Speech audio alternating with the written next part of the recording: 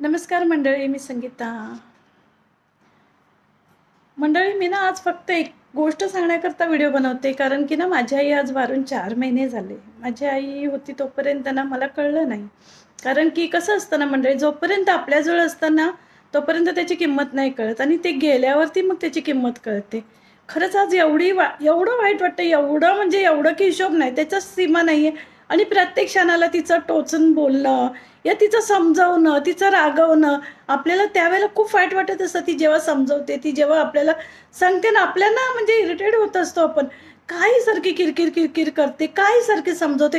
पण तिला ना, तिच्याकडे खरं सांगते मी, अनुभव खूप असतो. तिच्या वयाच्या हिशोबाने तिचा अनुभव असतो, आणि ती आपल्याला नेहमी तेच समजवायचा प्रयत्न करत असते. अगं असं नका करू, अगं तसं नका करू, अगं हे कर, अगं ते कर. पण त्यावेळेला ना तिची चिडचिड वाटत असते आपल्याला. ही काय सारखी सारखी मला सांगते, आणि आपण तिच्यावरती रागवत असतो मंडळी. खरं सांगते मी. पण जेव्हा ती जाते आणि जेव्हा हे सगळं सुनं सुनं होऊन जातं ना, की तिचं बोलणं सगळं ते आठवत असतं सारखं, की मला सारखी समजवायची, हे असं करू नको, ते तसं करू नको. तेव्हा काही नाही वाटायचं, तेव्हा रागवायचे मी तिच्यावरती, चिडायची, की काय सारखी किरकिर किरकिर करते गस माझ्या पाठीमागे. पण आज ती गेली आहे ना, तिची कमी ना कशानेच नाही मी भरून काढू शकत.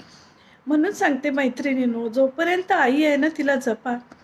की नंतर गेल्यावरती किती रडला, तिच्या नावाने काही केलं तुम्ही, दान धर्म पुण्य किती करा, त्याचा उपयोग नाहीये. ती आहे तोपर्यंत तिला जपा. की जेव्हा माणूस जातं ना, तेव्हा आपल्याला कळतं की आपण काय गमावलं. आज मला वाटतं की ती अजून थोडी वाचली असती. तिचं 69व्या वर्षी निधन झालं, आणि तिला पण अटॅक सारखं झाला. ती तरी पण एक रात्र फक्त माझ्याकडनं सेवा झाली. पण आज मला असं वाटतं ना, की ती माझ्यामध्ये हवी होती. मला तेव्हा रडता नाही आलं. ते सगळे जग बघत होतं, अरे हिची आई वारली, ही रडत नाही. कारण काय झालं होतं, मी खंबीर झाली होती, कारण मलाच बघायचं होतं. मी त्यावेळेला डोळ्यातून पाणी नाही. पण आज तिची आठवणीत ना दररोज रडते. दररोज जेव्हा बेडवरती पडते ना, दिवस कसा पण जातो, दिवसा नाही मला काय वाटत. पण रात्री जेव्हा बेडवरती पडते ना, तेव्हा तिच्या सगळ्या आठवणी आठवत असतात, आणि सतत मी रडत असते. म्हणून म्हटलं चला आज तुमच्याबरोबर शेअर करावा, की आई आहे तोपर्यंत तिला जपा. कारण की एकदा गेलेला माणूस परत नाही होत. म्हणून मी त्याच करते की नाही, कारण की असं समजवणारं कोणीतरी हवं असतं. जेव्हा आपण एखाद्याला सांगतो ना, जेव्हा आता माझा व्हिडिओ तुमच्यापर्यंत पोहोचला, तेव्हा आठवेल, अरे हा खरंच आहे हे.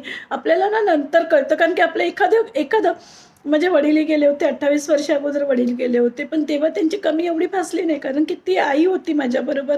आणि आज एवढ्या वर्ष माझी आईच माझ्याबरोबर होती वडील गेल्यापासून. पण आज तिची कमी अशी क्षणाक्षणाला भासते. तिचं सारखं समजवणं, तिचं सारखं बोलणं, ती सारखं टोकत राहणं, ते सारखं आज आठवतं. पण मी आज काही केलं नाही, ते भरून नाही काढू शकत. आणि मी आज किती